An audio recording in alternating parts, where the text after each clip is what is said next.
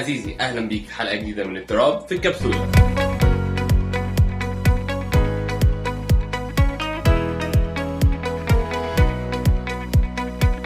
انت اكلت؟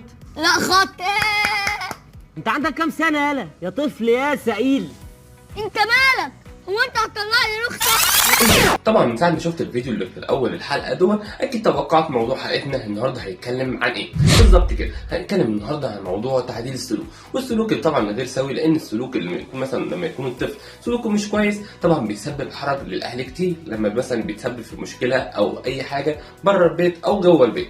النهارده هنتكلم عن تعديل السلوك وازاي نتعامل مع الطفل السلوك غير سوي، وكمان شويه نصائح هنتعلمها النهارده. خليك معايا. وعشان نعدل السلوك بتاعنا اول حاجه لازم نفهم السلوك دوت اتعمل ليه. ممكن عشان مثلا يكون سبب ورا الجوع او مثلا الاهتمام. طب عايزين نعرف ايه الاسباب. واول سبب عندنا هو نقص الانتباه. ممكن الطفل بيعمل سلوك مثلا معين او غير لائق عشان يلفت انتباه الام او الاب حواليه، زي مثلا لما يكون لسه طفل لسه جاي جديد، فطبعا الطفل الجديد ده بيبقى واخد الاهتمام كله، فهو مثلا ممكن يعمل سلوك غير مرغوب فيه، زي انه ممكن يرجع مثلا للتبول الارادي عشان يلفت انتباه الاب والام. وكمان ثالث سبب معانا وهو التوتر او القلق. ممكن توتر الطفل مثلا في مواقف غير اعتياديه او هو مثلا ما تعودش عليها ممكن يتسبب فيه ان هو ممكن يعمل سلوك غلط، زي مثلا الاطفال اللي بتبقى لسه داخل المدرسه وبتعمل مشاكل في المدرسه كتير. ورابع سبب معانا هو تغيير الروتين. ممكن مثلا ما يكون الطفل برضو زي ما احنا قلنا اتعود على روتين معين بيعمله كل يوم او في مكان معين، ومره واحده الروتين ده اتغير، زي ان هو مثلا راح دخل المدرسه مره واحده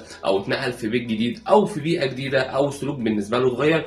كل ده بيخليه ان هو يسمع او يخليه يتعمل سلوك غير مرغوب للاهل او اللي حواليه. كمان هو ذات نفسه هو ممكن يكون مش عارف السلوك ده بيتعمل ليه او منه. طب ايه بقى الخطوات ان انا ممكن كأب او ام اقدر اعدل بيها السلوك بتاع طفلي؟ واول حاجه معانا ان انا احدد السلوك اللي انا عايز اغيره، سواء مثلا سلوك اللي هو التنمر او مثلا ان هو ما بيسمعش الكلام او صوته عالي.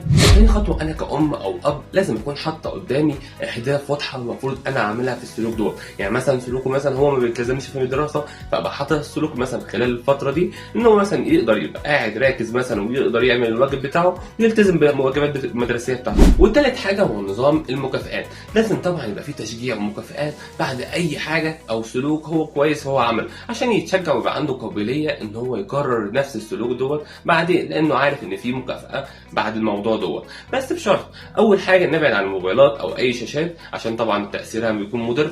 تاني حاجه انه لازم انوع انا كأم او اب، انوع في نوع المكافاه دي عشان ما يبقاش عنده اعتياد او زهق من الحاجه دي. وزي ما في نظام مكافآت لازم طبعا يبقى في نظام عقاب. لازم يكون في عقاب على اي سلوك الطفل بيعمله غير مرغوب فيه، زي مثلا ان هو يتحرم مثلا من حاجه بيحبها، او مثلا ان هو يبطل لعب مثلا، او مثلا نشاط هو بيحبه زي الرسم او مثلا الرياضه فيتمنع منها.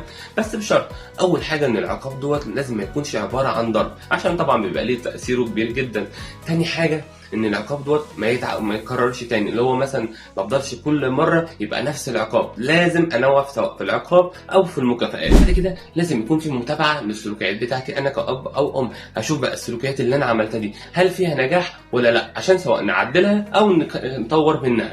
في النهايه لو المشكله فضلت برضه ولسه مستمره والموضوع صعب جدا، لازم طبعا تستشير اخصائي عشان يشوف يتدخل بسرعه عشان يعدل المشكله دي.